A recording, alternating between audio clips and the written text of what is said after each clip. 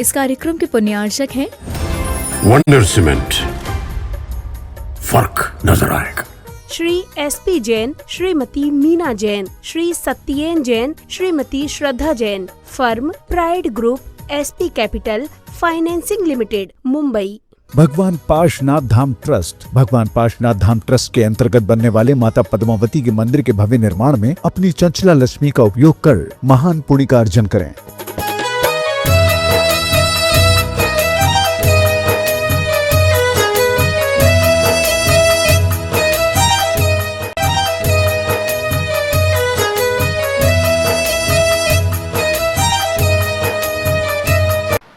ओम नमः सिद्धेभ्यः, ओम नमः सिद्धेभ्यः, ओम नमः सिद्धेभ्यः।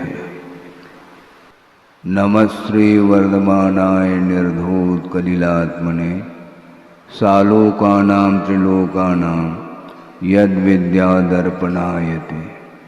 अहिंसा परमो धर्म की, महावीर भगवान की प्रातः स्मरणे परम पूजाचार्य गुरुवर श्री विद्यासागर जी मुनि महाराज की जय।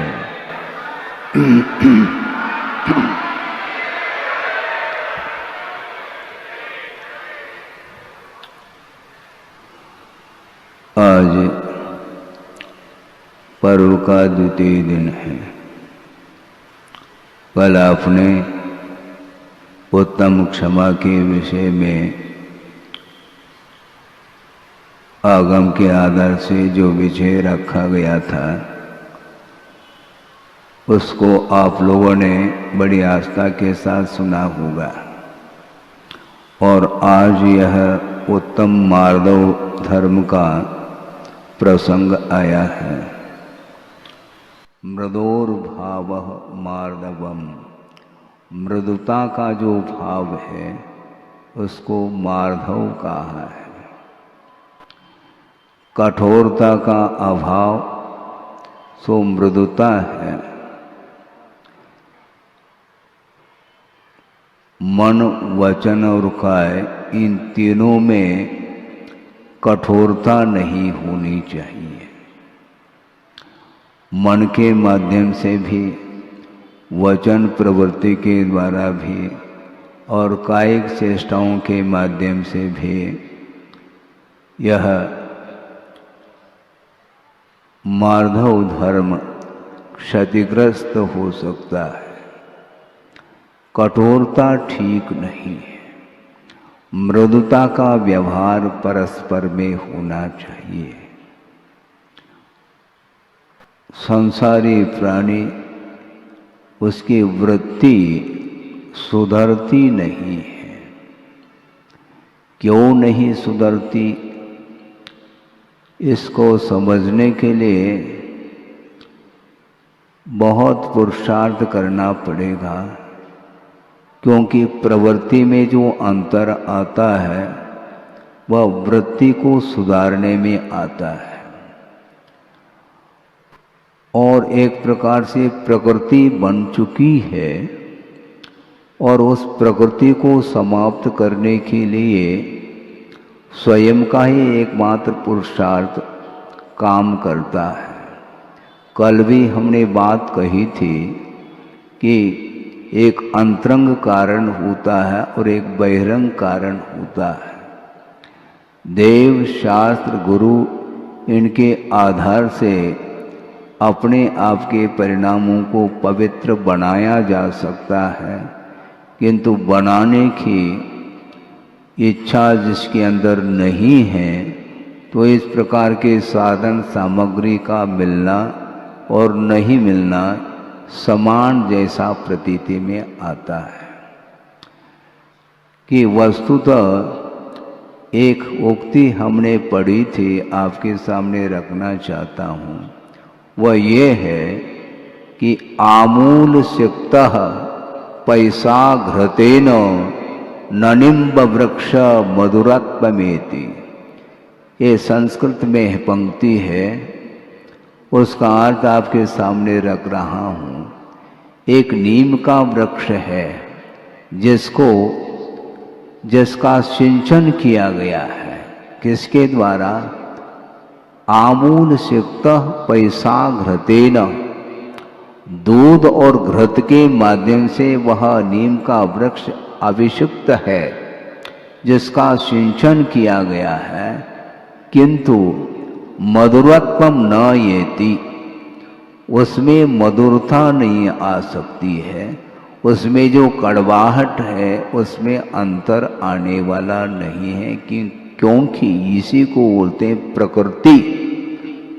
प्रकृति का अर्थ स्वभाव होता है, और स्वभाव में बदलाव जो आएगा वह स्वयं के पुरुषार्थ के माध्यम से आ सकता है। इस प्रकार कुंद देव ने भी समय सार आदि ग्रंथों में स्पष्ट किया है।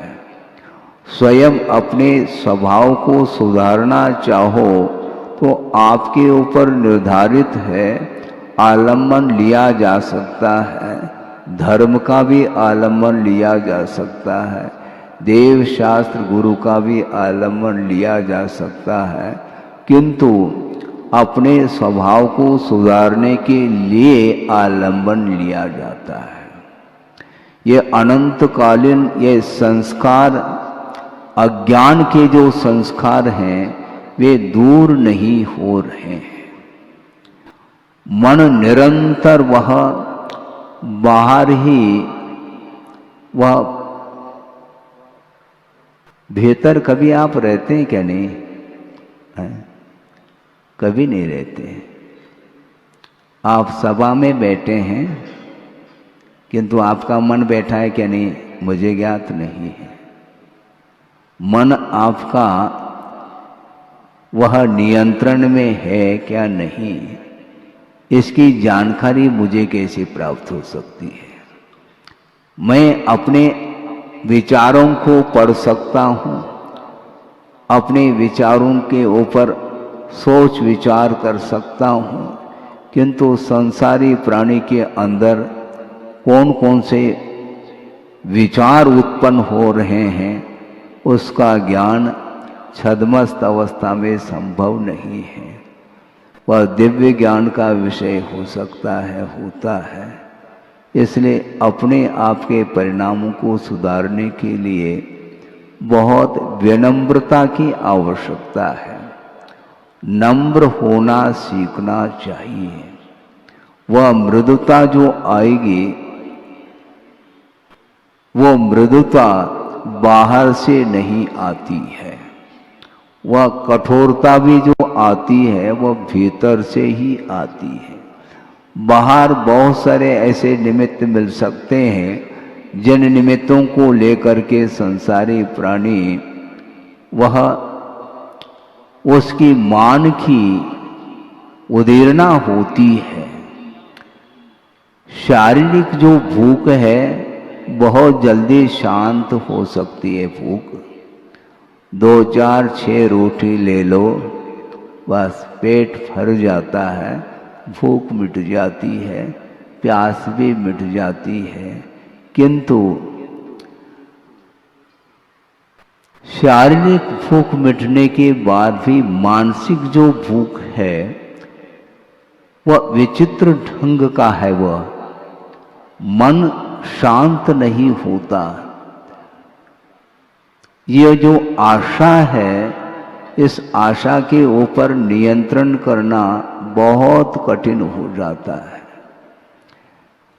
समझ में नहीं आता कि इस सम्मान के माध्यम से उसको मिलता क्या है। क्या कुछ भोजन परोसा जा रहा है क्या? नहीं, भरपेट भोजन करने के बाद भी उसकी वह आशा बनी रहती है कि मेरा अपने आप में जो अस्तित्व है वह सबके सामने आ जाए। जबकि सबका अस्तित्व है, केवल मेरा ही अस्तित्व है ऐसा नहीं। प्रत्येक जीव का अपने आप में स्वतंत्र अस्तित्व है। उस ओर दृष्टि न जा करके वो अपने आप को सबसे पृथक अपना अस्तित्व है उसको प्रदर्शित करना चाहता है।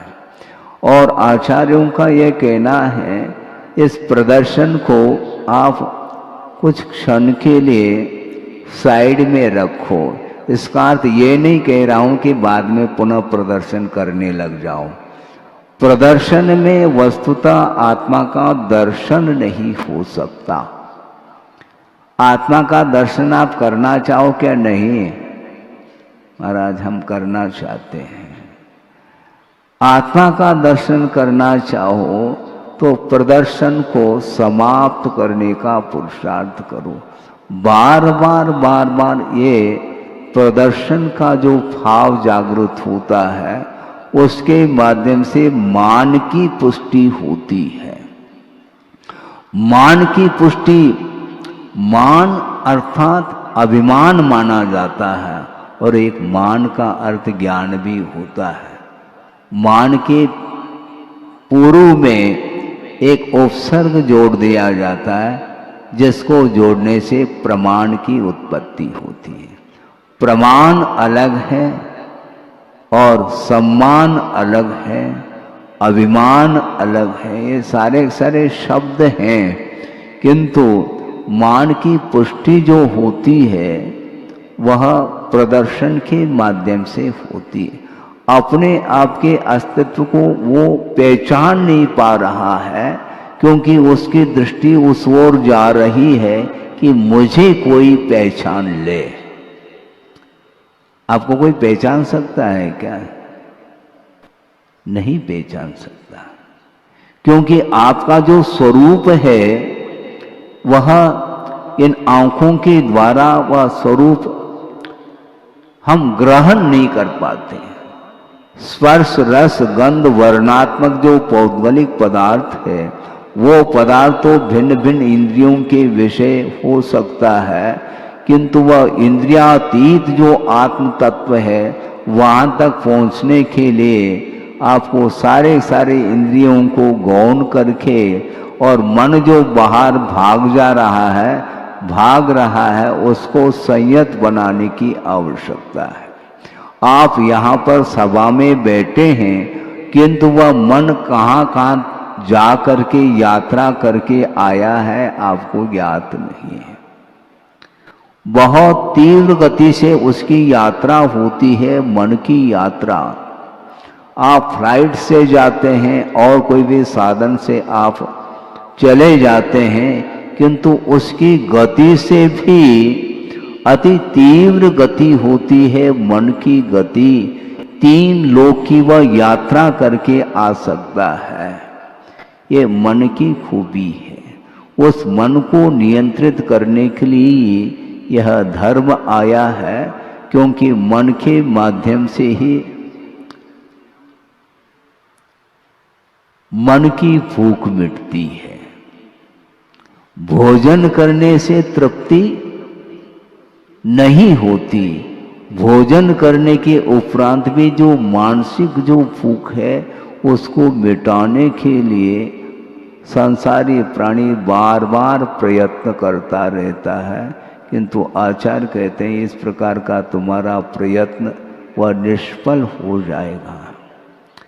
आपने सोचा होगा, विचार किया होगा, ग्रंथ आदि में पढ़ा भी होगा।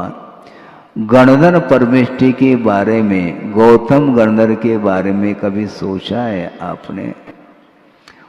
वो गणधर बाद में बने हैं, किंतु उनका जो जीवन था, उनका जो इतिहास है, उस विषय में भी पढ़ने का पुरुषार्थ करो। 500 शिष्य उनके हैं। इंद्रभूति और कौन कौन है? 2-3 और हैं। अग्निभूति और वायुभूति। ये विभूति अलग ही है। ये 3 हैं और तीनों के 500 शिष्य हैं और वह प्रचार प्रसार करने में लगे हुए हैं। अनेक प्रकार की कलाओं से वह संपन्न हैं। सिद्धांत के क्षेत्र में, न्याय के क्षेत्र में, दर्शन के क्षेत्र में, साहित्य के क्षेत्र में, न जाने और कौन कौन सी कलाओं के क्षेत्र में वह संपन्न है और वो सर्वत्र प्रचार प्रसार करने के लिए निरंतर कटिबद्ध रहते हैं। लेकिन वह कला, वह बुद्धि, वह ज्ञान परमार्थ संबंधी नहीं था, इसलिए उसका विकास, उसकी उन्नति रुकी हुई है। किंतु जिसके पास अभिमान है, सम्मान की भूख है, उसको कभी भी मार्दव धर्म रुचता नहीं है। मार्दव धर्म की आराधना करने वाला व्यक्ति कभी भी अकड़ करके नहीं चल सकता, ये तय है। अकड़ करके चलने का अर्थ क्या है? मेरे सामने और कोई भी ज्ञानी नहीं है, मेरे सामने और कोई भी बुद्धिमान नहीं है, मेरे सामने और कोई भी कलाओं में कुशल नहीं है। इस प्रकार की जो मान्यता जिसके अंदर आई है, उसके कारण ही वह गर्व, मद, उस मद के साथ चलता है। वस्तुतः देखा जाए, हम और आपके पास जो ज्ञान है वह अनुपात से देखेंगे तो कोई तुलना कर ही नहीं सकते। अतुलनीय जो ज्ञान होता है वह केवल ज्ञान होता है, ये ध्यान रखो। लेकिन यह आधा अधूरा ज्ञान लेकर के वह हमेशा अभिमान करता रहता है, वह मान के साथ चलता है, सम्मान के साथ चलता है। किंतु आचार्य कहते हैं ये तुम्हारा ज्ञान किसी भी काम का नहीं है। उसके लिए प्रवचन सुनाएं तो भी वह प्रवचन का प्रभाव नहीं पड़ सकता। बड़ी विचित्र दशा है। आगम के माध्यम से हम सोचते हैं तो बड़ा आश्चर्य लगता है कि ज्ञान भी मद के लिए कारण बनता है। इसके साथ साथ कितने प्रकार के मद होते हैं। ज्ञान मद अलग है, जाति अलग है, कुल संबंधी मद अलग है, तप मद अलग है, रूप का मद अलग है और बल का मद अलग है और रिद्धि का भी मद होता है। सोचो, विचार करो। रत्नत्रय की आराधना करते करते करते निर्दोष रत्नत्रय की आराधना के पश्चात रिद्धियां प्राप्त होती हैं और उन रिद्धियों को लेकर के पुनः मद जागृत होता है। मेरे पास रिद्धि है, इनके पास रिद्धि नहीं है, ये भाव आ जाता है तो उसके माध्यम से उसका पतन प्रारंभ होता है। रत्नत्रय की आराधना के माध्यम से विकास होता है और उस विकास होने के उपरांत जो बीच में जो रिद्धि आदि उत्पन्न होते हैं तो उनको लेकर के पुनः वह उससे आकर्षित होता है और दूसरे के साथ तुलना करता है। ये कंपेयर करने की जो आदत है ना, वह छूटती नहीं है हमेशा। और दूसरी बात यह है, ये मद जो जागृत होता है वह बिल्कुल बहुत जो जिसको बोलते हैं, उदाहरण के लिए मान लो कोई प्राइमरी में पढ़ रहा है छात्र, 5वीं 6वीं कक्षा में पढ़ रहा है मान लो, और उसके साथ यमे का जो छात्र है वह पहुंचा हुआ छात्र माना जाता है, किंतु उसके पास जो अहंकार उत्पन्न होता है वह प्राइमरी कक्षा में पढ़ने वाले छात्र के को उसको लेकर के नहीं होता। किसको लेकर के होता है मद? क्लास फेल हो, इसलिए वो फेल होता है। समकक्ष जो है उसके साथ तुलना की जाती है, मेरे पास इतना है, इसके पास नहीं है। ये ज्ञान का दुरुपयोग माना जाता है। ज्ञान का यदि सदुपयोग करेंगे तो निश्चित रूप से आत्मा का कल्याण हो सकता है, किंतु कल्याण की भावना साइड में रह जाती है और बार बार उसको मान सताता है।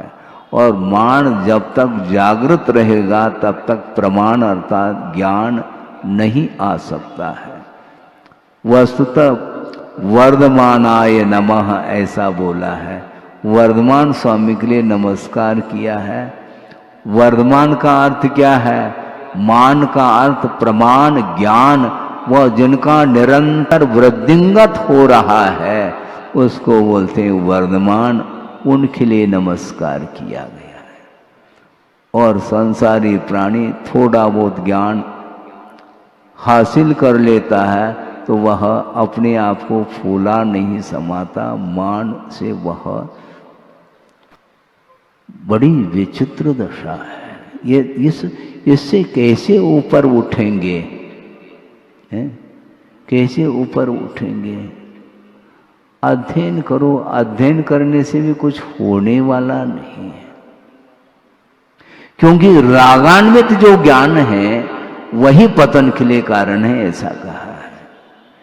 वस्तुतः ज्ञान ही दुख के लिए कारण बनता है और वह ज्ञान ही वह मोक्ष मार्ग में सहायक सिद्ध होता है। दोनों कैसे बातें हो सकती है? जो रागान्वित ज्ञान है वह पतन के लिए कारण है, कर्म बंध के लिए कारण है, और जो राग रहित जो वीतराग विज्ञान है उसके माध्यम से ही संसारी प्राणी का उत्थान हो सकता है, ऐसा कहा है आगम ग्रंथों में। इसलिए वस्तुतः यह कठोरता ठीक नहीं मानी जाती है, मृदुता आनी चाहिए, मृदुता आनी चाहिए, लाना चाहिए। आपको पुरुषार्थ के माध्यम से लाओ। ज्ञान में और बुद्धि में बड़ा अंतर देखने को मिला है। हमने एक किताब पढ़ी थी, उसमें वह प्रसंग आया था, वैज्ञानिक होना अलग है और बुद्धिमान होना अलग है।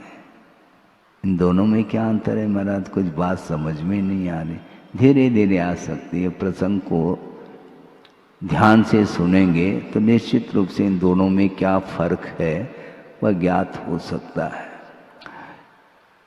4 मित्र हैं, उसमें 3 वैज्ञानिक हैं और एक वैज्ञानिक तो नहीं किंतु बुद्धिमान है, और तीनों वैज्ञानिक बुद्धिहीन हैं, यह स्पष्ट हो जाएगा आपको अभी। चारों मित्र जा रहे हैं और जंगल से गुजर रहे हैं और साइड में किसी की दृष्टि जाती है तो एक शेर का कंकाल पड़ा है। जानते हैं कंकाल का अर्थ क्या होता है? अस्थि पंजर जिसको बोलते हैं। और उसको देख करके वैज्ञानिक के मन में वैज्ञानिकता जागी, विज्ञान के माध्यम से वह कुछ सोच रहा है और वो ये कह रहा है इसको हमें जीवित करना है। ये जो कंकाल है शेर का, इसको जीवित करना। और तीनों सोच रहे हैं, तीनों वैज्ञानिक हैं। एक ने कहा इसमें मैं खून को पैदा कर देता हूं, एक ने कहा इसमें मांस आदि में पैदा कर देता हूं, और एक ने उसको कह दिया कि और भी जो कार्य करना है उसके लिए मदद के रूप में आप जो कहो उसके लिए भाई मैं तैयार हूं। इस प्रकार एक विचार के होकर के वो इस कार्य को करने के लिए तैयार हो रहे हैं। और एक ने कहा कि मैं प्राण संचार कर दूंगा इसमें। तीनों की बात हो गई, लेकिन इतने में जो वैज्ञानिक नहीं था उसने कहा ठहरो, इसका परिणाम क्या होगा ये भी तो बताओ। जब प्राण संचारित होंगे इसमें, इसका परिणाम बताओ जल्दी। और वह कहता तुम बाद में बताना, मैं ऊपर जाकर के बैठ जाता हूँ। और जल्दी से छलांग लेकर के वृक्ष के ऊपर जाकर के बैठ जाता है और वह देख रहा है ये तीनों क्या करते हैं, देखो तो सही।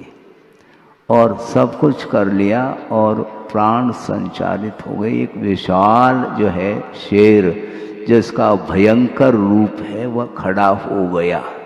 अब खड़ा हो गया, बस अब तीनों वैज्ञानिक कपने लगे। बुद्धिहीन इसी को बोलते हैं। ज्ञान तो था किंतु उस ज्ञान का क्या प्रभाव पड़ता है इस वो ध्यान ही नहीं उनका। ज्ञान का सदुपयोग करो, ज्ञान सदुपयोग करने नहीं देता। वैज्ञानिक दृष्टिकोण से वह सोचता है किंतु उसका परिणाम क्या निकलता है उस ओर उसका ध्यान ही नहीं है। वह अहंकार के कारण वह ज्ञान काम नहीं करता है। परमार्थ संबंधी कोई ज्ञान नहीं होने के कारण भौतिक ज्ञान के माध्यम से वह चल रहा है और उसके माध्यम से अपना नाम कमाना चाहता है किंतु जीवन को गंवा रहा है, उसको ध्यान ही नहीं है। समझ में आ रही क्या नहीं बात? धीरे धीरे आती है महाराज, लेकिन बात समझना अलग वस्तु और उसको जीवन में उतारना अलग वस्तु है। बार बार इस प्रकार के कई प्रसंग आप पढ़ सकते हैं प्रथमानुयोग आदि ग्रंथों में भी, और जो पौराणिक कथाएं उनको पढ़ करके अपने जीवन को सुधारने का पुरुषार्थ कर सकते हैं। किंतु बिना प्रयोग के आत्मा का विकास, आत्मा का कल्याण संभव नहीं है। ये बार बार मन परेशान करता है। किसी ने कहा कि महाराज मन परेशान करता है इसलिए हम असंगी बन जाए तो कैसा रहेगा। उसके पास तो कोई विकल्प ही नहीं उठेंगे। एक इंद्रिय, द्विंद्रिय, तीन्द्रिय, चौरेंद्रिय, असंगी पंचेंद्रिय तक उसके पास कोई भी मन नहीं है तो उसको कोई मान सताएगा नहीं। अच्छा सोचा तुमने, लेकिन ये ध्यान रखो मन मिलने के बाद ही विकास हो सकता है। मन के माध्यम से विनाश भी होता है तो वो विकास भी होता है। दोनों तरफ से, दोनों ऊंचाई तक पहुंचना चाहो तो ज्ञान के माध्यम से, और अधःपतन होता है तब भी वह ज्ञान के माध्यम से ही होता है। इसलिए जो रागान्वित ज्ञान है, मद के साथ संबंध रखने वाला जो ज्ञान है, वही संसारी प्राणी के लिए पतन के लिए कारण बना हुआ है। इसलिए मृदोर भाव मार्दवम कहा, मृदुता का भाव लाना चाहिए। कठोरता ठीक नहीं है, अहंकार का भाव ठीक नहीं। रिद्धि प्राप्त हो गई रत्नत्रय की आराधना के द्वारा और फिर भी वह रिद्धि में उलझ रहा है। कौन? श्रमण ही उलझ रहा है, क्योंकि उसी को रिद्धि प्राप्त होती है। सोचो, विचार करो। इसलिए मोक्ष मार्ग में रिद्धि की कोई आवश्यकता नहीं, रत्नत्रय की आवश्यकता है। रत्नत्रय के माध्यम से मुक्ति मिलेगी, न कि रिद्धि सिद्धि के माध्यम से मिलेगी। आप सोचो, विचार करो। कम से कम मैं प्रतिदिन विचार करता हूं और 2-4 बार तो शिवभूति महाराज का स्मरण हुआ आता है। उनके पास बिल्कुल रत्ती भर ज्ञान नहीं है, किंतु वह केवल ज्ञान को प्राप्त करने के लिए बस कारण बन रहा है। वह ज्ञान है। नमोकार मंत्र भी नहीं आ रहा है समझ में। उनके गुरु परेशान हो गए पढ़ाते पढ़ाते पढ़ाते पढ़ाते। इसके उपरांत भी वह ज्ञान नहीं आ रहा है उसके अंदर, ज्ञान का क्षोभम नहीं हो रहा है। और क्या क्षोभम हो गया, गजब हो गया। मंत्र दिया था माँ रुष माँ तुष, यानी राग द्वेष मोह आदि मत करो, इतना उनको मंत्र दिया था। लेकिन वह मंत्र भी उसको पल्ला नहीं पड़ा और उसने अपनी बुद्धि से रटने लगा तुष्मास भिन्नम तुष्मास भिन्नम। बुद्धि काम कर रही है क्या, बहुत धीरे धीरे कर रही है, लेकिन बुद्धि है वह विज्ञान नहीं है, ध्यान रखो। हाँ बिल्कुल, सड़क से वो जा रहे हैं, सुना है हमने गुरुदेव के मुख से कई बार इस उदाहरण को सुना है। वो शिवभूति मुनि महाराज आहार चर्या के लिए निकल रहे हैं और सड़क पर एक वृद्धा हाथ में क्या है, सूपा बोलते हैं आप, धान साफ करते हैं, सूपा सूप नहीं, सूपा अलग है। सूपा हाथ में है और उसमें वह साफ कर रही है। क्या साफ कर रही है, उड़द, और उड़द का जो छिलका है उसको फटकार रही है और उड़द को अपने ओर ले रही है। इसको देख करके शिवभूति मुनि महाराज ने सोचा ये क्या हो रहा है, कुछ नहीं, ये उड़द है और छिलका छिलका पृथक कर रही हूँ और उड़द को ले रही हूँ। इतना पर्याप्त था। और आप लोगों को एक एक घंटा उपदेश की आवश्यकता है, सोचो विचार करो। हाँ क्या करोगे, भेद विज्ञान हो गया। शिवभूति महाराज को छिलका का अर्थ वह हे वस्तु है, वह तुष है, छिलका है, और ये शरीर भी छिलका है और आत्म तत्व उड़द के समान है। इतना ज्ञान हो गया उन्हें। आप ताली बजाते रही हो, ताली बजाना अलग है और भेद विज्ञान होने के उपरांत उसको आत्मसात करने के लिए वो वापस आ रहे हैं। आहार चर्या उन्होंने नहीं करी और वापस आ करके बैठ गए और ध्यान लगाया तुष्मास भिन्नम का, और अंतर्मूर्त ध्यान लगा नहीं और केवल ज्ञान हो गया। फिर ताली बजाते रहो। वस्तुतः हे पदार्थ का परिज्ञान होना पर्याप्त है। जो ग्रहण करने योग्य नहीं है उसको संसारी प्राणी निरंतर उसी को ग्रहण करता चला जा रहा है। बहुत कठिन काम है। एक हाइकू मुझे याद आ रहा है जो गुरुदेव ने दिया है। आचार्य महाराज की, गुरुदेव की विशेषता तो देखो, 50-55 साल तक उन्होंने साधना की है, आत्म साधना। इसके उपरांत भी उनकी लघुता तो देखो, देखते ही बनता है। उन्होंने हाइकू में लिखा है, तपस्या नहीं, तपस्या नहीं, पैरों की पूजा देख आंखें रो रही हैं। अर्थ समझ में आ रहा है कि नहीं? हिंदी में है, कन्नड़ में तो नहीं बोल रहा हूं मैं, ये हिंदी में है। वो क्या कह रहे हैं, पूजन आप करते हैं। जिस समय आचार्य महाराज चौके में पहुंच जाते हैं तो आप अष्टमंगल द्रव्य से पूजन करते हैं। अनेक प्रकार के विशेषणों के साथ उनकी पूजा होती है। उस समय वो सोच रहे हैं, तपस्या नहीं, पैरों की पूजा देख आंखें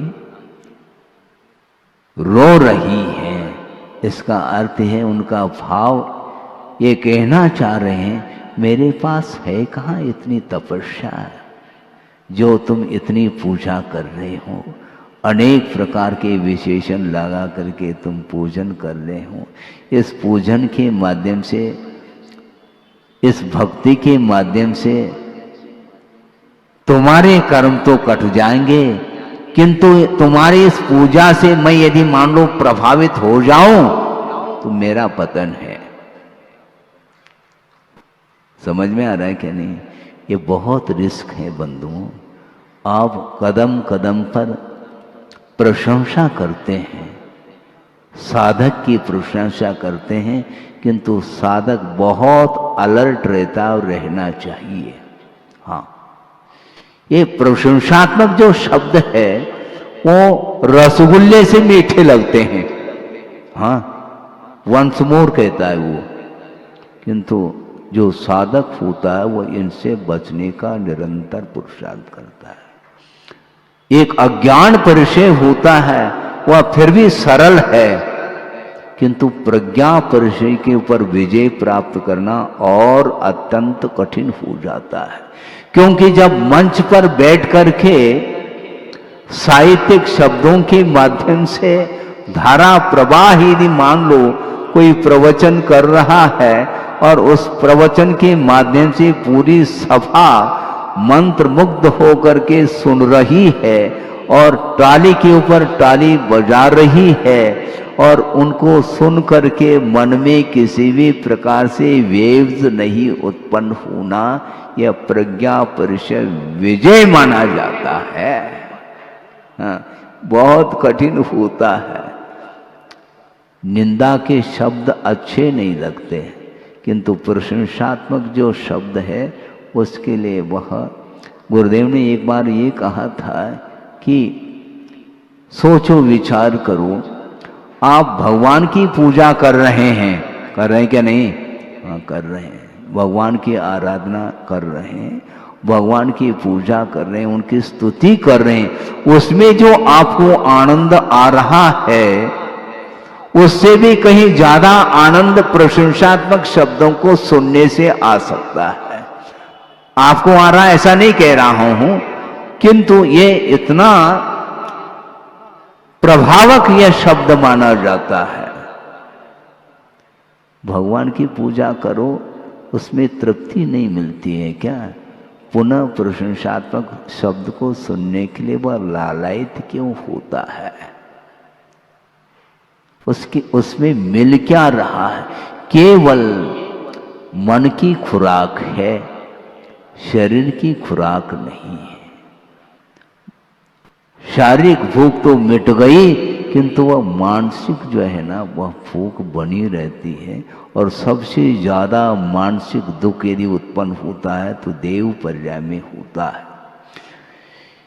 इंद्र के अधीन रहते हैं, अन्य देव अधीनस्थ रहते हैं। जैसे इंद्र की आज्ञा होगी वैसे वो करते रहते हैं। ऐसा महसूस करते हैं वो कि मैं नौकर हूं। कुछ ऐसे भी हीन जाति के देव होते हैं, इंद्र की सभा में नो एंट्री, प्रवेश नहीं हो सकता, जिसको केल्विशिक देव बोलते हैं। इस प्रकार की वह पर्याय मिली क्यों है? केल्विश अर्थात पाप होता है और उसके माध्यम से ही वह उस जाति का देव बना है। देव पर्याय तो वह पुण्य प्रकृति है, किंतु तुलनात्मक दृष्टि से देखते हैं तो उसको देव दुर्गति के रूप में लेते हैं। हाँ, और सागरोपम आयु तक उनके अंडर में रहना है। वो जैसे कहेंगे उस प्रकार आज्ञा का पालन करना होता है। तो दीनहीन अनुभव करते हैं वो सारे सारे देव और मानसिक पीड़ा से वह ग्रस्त रहते हैं। इसलिए ये मानसिक पीड़ा शारीरिक पीड़ा से भी अत्यंत वह असह्य पीड़ा मानी जाती है। इसलिए आचार्य कहते हैं इस प्रकार के मन जो बाहर जा रहा है वो भी कर्णेंद्र का विषय बन रहा है। कर्णेंद्र के विषय के माध्यम से ही वह आनंद का अनुभव करता है। उसको वो अच्छा लगता है, इसलिए बार बार उस प्रसंग को प्राप्त करने का वो पुरुषार्थ करता है। किंतु वस्तुतः ये ज्ञान का स्वरूप नहीं है, ज्ञान अलग वस्तु है। ज्ञानी किसको बोलते हैं? कुंद कुंद स्वामी कह रहे हैं, मैं नहीं कह रहा हूं। हाँ, कुंद कुंद स्वामी कह रहे हैं, ना भूत की स्मृति अनागत की अपेक्षा, ना भूत की स्मृति अनागत की अपेक्षा, भोगोपभोग मिलने पर भी उपेक्षा। ज्ञानी जिन्हें विषय तो विष दीखते हैं, वैराग्य पाठ उनसे हम सीखते हैं। ज्ञानी किसको बोलते हैं? जिन्हें विषय अच्छे नहीं लगते, वह ज्ञानी होता है।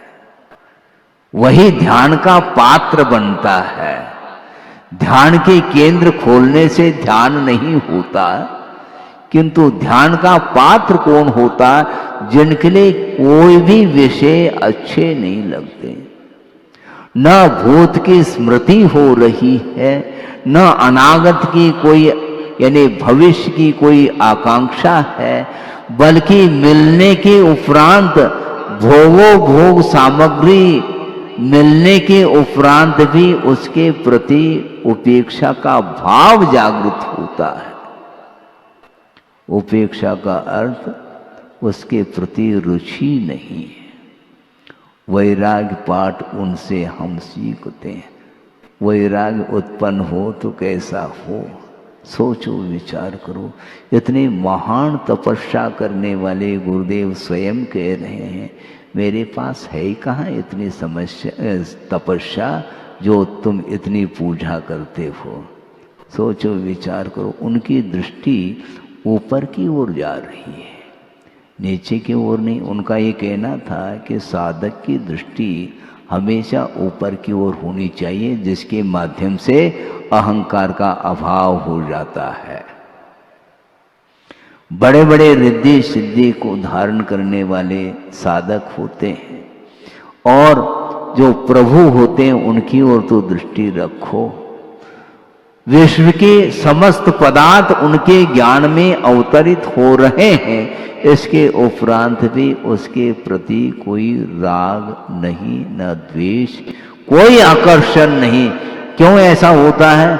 आकर्षण का अभाव हुआ है क्योंकि मोह का अभाव कर लिया है। मोहनी कर्म का जब तक उदय रहता है तब तक इस प्रकार की परिणति बनती है, और मोहनी कर्म का अभाव होते ही केवल ज्ञान प्राप्त हो जाता है तो अहंकार का भाव भी समाप्त हो जाता है। इसलिए गुरुदेव का बार बार कहना रहता है, अपने से जो नीचे वाले हैं साधना करने वाले, उनकी ओर दृष्टि नहीं रखो। उनकी ओर दृष्टि रखने से अहंकार भाव जागृत होता है, और अपने से जो साधक बड़े साधक होते हैं उनकी ओर देखने से और साधना करने की रुचि जागृत होती है, और अहंकार का भी अभाव हो जाता है। इसलिए मृदुता का जो भाव है उसका नाम मार्दव धर्म है, ऐसा कहा है। इसलिए अहंकार भूल करके भी नहीं करना चाहिए।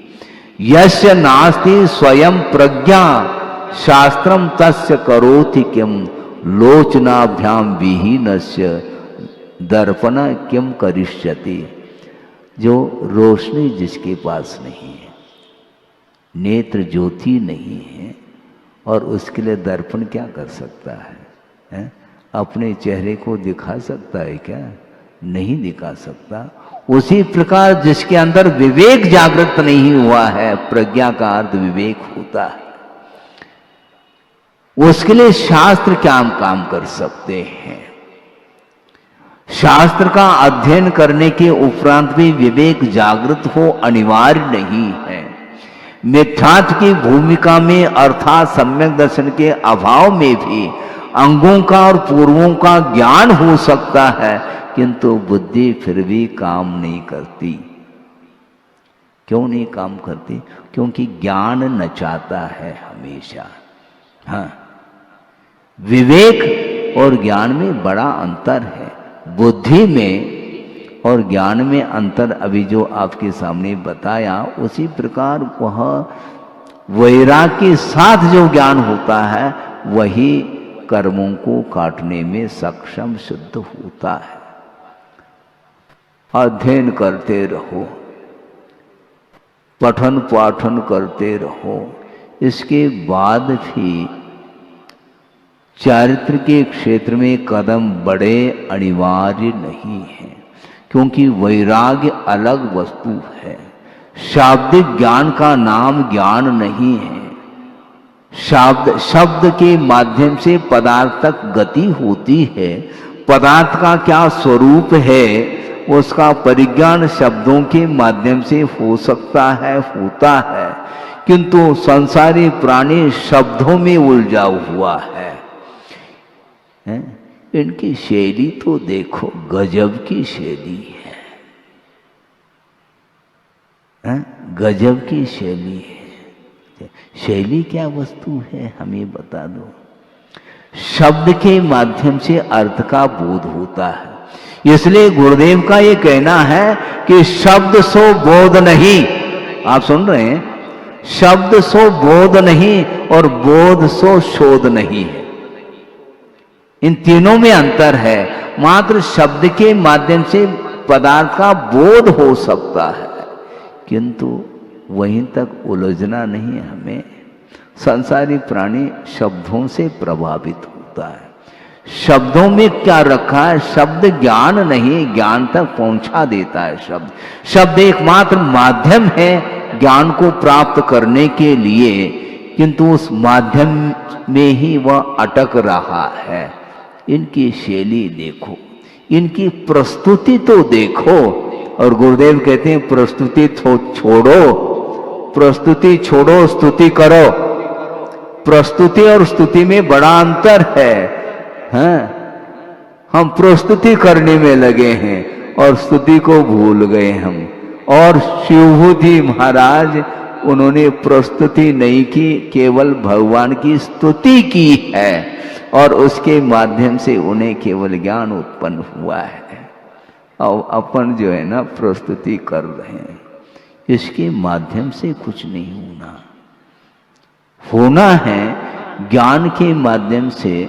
वस्तुतः हे और उपादेय पदार्थ का यदि बोध होता है तो बोध होने के उपरांत हे अर्थात छोड़ने योग्य जो पदार्थ है उसको छोड़ देना चाहिए और ग्रहण करने योग्य जो पदार्थ है उसको अपना लेना चाहिए। ये हे और उपादेय का ज्ञान जो होता है उसके माध्यम से ही वह मार्दव धर्म की आराधना कर सकता है। ज्ञान होने के उपरांत भी अहंकार जागृत हो रहा है और अल्प मात्रा में ज्ञान होने के उपरांत भी यदि वैराग जागृत हुआ है तो वही वैराग जो है केवल ज्ञान को प्राप्त कराने में वह कारण सिद्ध होता है। इसलिए वर्णन कितना करें। आचार्य कहते हैं ज्यादा समझाओ नहीं, समझने का पुरुषार्थ करो। हाँ, समझाओ नहीं, हमें समझना है। दूसरा यदि समझना चाहता है तो ठीक है, थोड़ा सा प्रयास कर लो, कोई बाधा नहीं। किंतु समझाना चाहता है तो नहीं, हमें आवश्यकता नहीं। आप समझने के लिए आए हैं क्या समझाने के लिए? बुरा तो नहीं मानोगे? बुरा कैसे माने? मानना नहीं चाहिए, क्योंकि मार्दव धर्म है। मृदु बनो, कठोर नहीं बनना है। मृदु बनने के लिए ये एक दिन तो कम से कम दे दो। कल क्षमा और आज मार्दव, यानी पिटाई कर दी दूसरे की। मार्दव का अर्थ पिटाई नहीं करना है, मार्दव का अर्थ मृदुता है। एक दिन के लिए क्षमा धारण कर ली और दूसरे दिन लड़ाई चालू हो गई, ऐसा थोड़ी होता है। ये जितने भी धर्म हैं ये परस्पर एक दूसरे से कनेक्टेड हैं, ये ध्यान रखो। जिसके अंदर क्षमा नहीं उसके अंदर मृदुता भी नहीं आएगी, उसके अंदर सरलता भी नहीं आएगी, उसके अंदर सत्य धर्म भी नहीं आ सकता। ये जितने भी धर्म हैं एक दूसरे से संबंधित हैं, क्योंकि वस्तुतः वस्तु का जो स्वरूप है वही धर्म का स्वरूप माना जाता है। किसी भी धर्म की आराधना कर लो, एक धर्म की आराधना आपने कर ली तो 10 धर्म की आपने आराधना कर ली, ये समझ लेना। इसलिए मैं ये कह रहा हूँ कि वस्तुतः ये कठोरता ठीक नहीं, मृदुता आनी चाहिए, नहीं आ पाता। कैसे लाए महाराज? प्रयोग आपको करना है, क्योंकि प्रयोगात्मक धर्म है और जो प्रयोग करने में लगा हुआ है वो अपने आप में लीन है।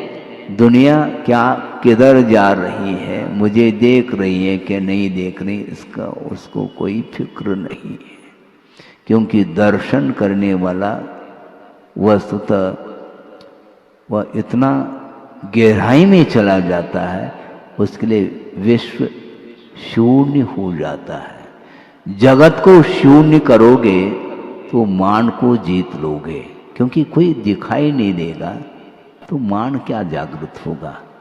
मान लो एक साधक है और वह कहाँ पहुंचा है? एक अरण्य में पहुंचा हुआ है, वहां पर एक व्यक्ति भी नहीं, एक व्यक्ति भी दिखाई नहीं दे रहा है। तो वहां पर जाने के उपरांत मैं बड़ा ये छोटा, इस प्रकार के भाव आ सकते हैं क्या? आ सकते हैं? देख तो लो कम से कम।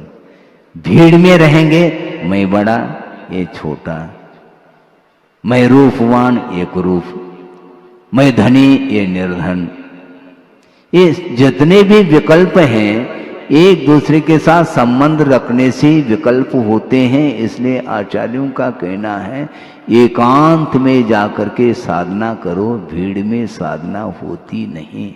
साधना वस्तुतः नीड में आने से होती है, भीड़ में नहीं। अपने आप में जो प्रवेश पाता है, जो उसकी दृष्टि अंतरंग दृष्टि होती है, अंतर्दृष्टि होती है, वही जो है विश्व को भूल करके अपने शुद्ध परमात्म तत्व में लीन होने का वह पुरुषार्थ करता रहता है। इसलिए इच्छति एकांत संवासम कहा। वह साधक जो होता है वह एकांत में जाना पसंद करता है। निर्जने जनिता दरह, जहाँ पर कोई नहीं, ऐसे स्थान के प्रति वह आदर भाव व्यक्त हो रहा है। और एक व्यक्ति भीड़ में आ रहा है क्योंकि मेरा आदर दूसरा कर ले, इस दृष्टि से वह भीड़ में आ रहा है। किंतु साधक की दृष्टि भीड़ की ओर नहीं, किंतु एकांत पसंद करता है। पूर्व कोटि तक जिनकी आयु है, उम्र है, और 8 साल अंतर्मूर्त के उपरांत जिन्होंने रत्नत्रय को अंगीकार किया है और सुदूर जा करके वन में, वहाँ पर रात और दिन में जाना तो मुश्किल, रात कैसे कटती होगी, रात कैसे कटती होगी? काटना तो है, कर्म काटना है तो रात कटेगी। जिसको कर्म नहीं काटना है तो उसको रात नहीं कट सकती, ये ध्यान रखो। रात कैसे कटेगी ऐसा कहने वाला व्यक्ति वहां जा ही नहीं सकता। और चला करके इस प्रकार एकांत स्थान में जाकर के पर्वत की चोटी के ऊपर अथवा और सुदूर जाकर के गुफाओं में बैठ करके जो साधना करते हैं, वहां पर न किसी का परिचय है। किसका परिचय है मुझे बताओ? हम एक दूसरे को परिचय दे रहे हैं। बल्कि कई बार ये अनुभव होता है मुझे, मैं कह रहा हूं महाराज नमोस्तु बाद में करता है और पहला परिचय, महाराज मैं सागर से आया हूं नमोस्तु। अरे उसके साथ ये क्यों कर रहे हैं आप नमोस्तु तो करो। महाराज मैं इंदौर से आया हूं नमोस्तु। महाराज मैं राजस्थान से आया हूं नमोस्तु। नमोस्तु कर लो ना, ये परिचय क्यों दे रहे हैं साथ में? महाराज आप मेरे तरफ देखते ही नहीं। हम उनको कहते हैं भैया तुम भगवान बन जाओ, तुम्हें देखते रहूंगा मैं। हाँ, बन तो जाओ कम से कम भगवान, भगवान बन जाओ, तुम्हारी आराधना की जाएगी, ये ध्यान रखो। लेकिन भगवान की आराधना की जाएगी, तुम्हारी नहीं। बनना चाहो क्या? बनो। बहुत कठिन है काम। कहां उलझ रहा है, एक दूसरे को परिचय दे रहा। आत्मा का कोई परिचय है नहीं और वह परिचय देता चला जा रहा है। बहुत दिन हो गए आप आए, मुझे मेरी पहचान है क्या, क्या भूल तो नहीं गए आप? ऐसा एक दूसरे के साथ पूछते हैं। बहुत दिन हो गए, आपको हमने देखा नहीं, आप मुझे जानते हैं वो क्या नहीं। अपने आप का परिचय देना प्रारंभ करता है। ये परिचय क्या है? वस्तुतः ये परिचय ही परिचय के लिए कारण सिद्ध होता है, ये ध्यान रखो। जो अपरिचित व्यक्ति है, बहुत सारी जनता आकर के दर्शन करके चली जा रही है, न उन जनता के अंदर कोई विकल्प है, न अपने अंदर कोई विकल्प है। किंतु एक परिचित व्यक्ति आ गया मान लो, फिर देख लो क्या स्थिति बनती है। निंदनीय कुल जो मिलता वह इसी का प्रतिफल है। दूसरे की निंदा, दूसरे की आलोचना, दूसरे की क्रिटिसाइज जिसको बोलते हैं। ये क्रिटिसाइज क्या करते हो तुम? एक्सरसाइज करो ना, क्रिटिसाइज क्यों करते हो? है? दूसरे की क्रिटिसाइज, दूसरे की आलोचना, दूसरे की निंदा, ये ठीक नहीं। इसके माध्यम से मिलता क्या है? कुछ भी नहीं मिलने वाला। किंतु संसारी प्राणी रात दिन इसमें लगा हुआ है। दूसरे की हार में ऐसा लगता है कि मैं विजित हो गया हूं। सोचो, विचार करो। दूसरे की उन्नति में हर्ष का अनुभव होना चाहिए। दूसरे के गुण यदि बढ़ते चले जाएं तो ऐसा लगना चाहिए कि मेरे अंदर ही गुण उत्पन्न हो रहे हों। ऐसा होता है क्या? नहीं होता, जबकि होना चाहिए। अपने भीतर राई बराबर भी गुण हो तो उसको तिल का ताड़ बना देता है। किंतु दूसरे के अंदर गुण ही गुण, ढेर सारे गुण दिखाई पड़ रहे हैं, किंतु उसके प्रति उसकी दृष्टि नहीं जाती। उसमें भी राई बराबर भी यदि मान लो दोष है तो उसकी दृष्टि में वो दोष ही देखने में आता है।